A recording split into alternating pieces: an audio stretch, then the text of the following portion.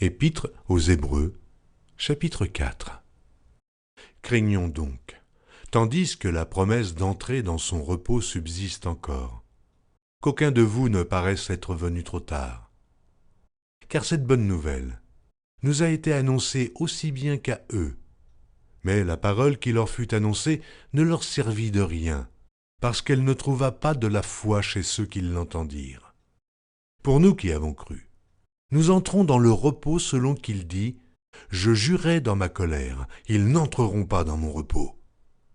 Il dit cela quoique ses œuvres eussent été achevées depuis la création du monde. Car il a parlé quelque part ainsi du septième jour.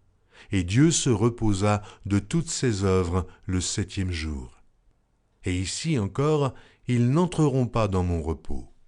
Or, puisqu'il est encore réservé à quelques-uns d'y entrer, et que ceux à qui d'abord la promesse a été faite n'y sont pas entrés à cause de leur désobéissance, Dieu fixe de nouveau un jour aujourd'hui, en disant dans David, « Si longtemps après, comme il est dit plus haut, aujourd'hui, si vous entendez sa voix, n'endurcissez pas vos cœurs.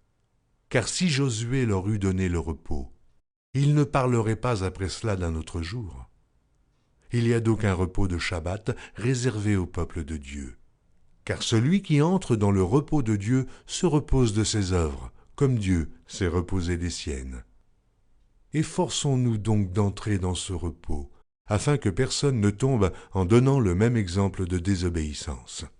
Car la parole de Dieu est vivante et efficace, plus tranchante qu'une épée quelconque à 2 tranchants, pénétrante jusqu'à partager âme et esprit, jointures et moelles. Elle juge les sentiments et les pensées du cœur. Nulle créature n'est cachée devant lui, mais tout est à nu et à découvert aux yeux de celui à qui nous devons rendre compte. Ainsi, puisque nous avons un grand souverain sacrificateur qui a traversé les cieux, Jésus, le Fils de Dieu, demeurons fermes dans la foi que nous professons. Car nous n'avons pas un souverain sacrificateur qui ne puisse compatir à nos faiblesses. Au contraire, il a été tenté comme nous, en toutes choses, sans commettre de péché.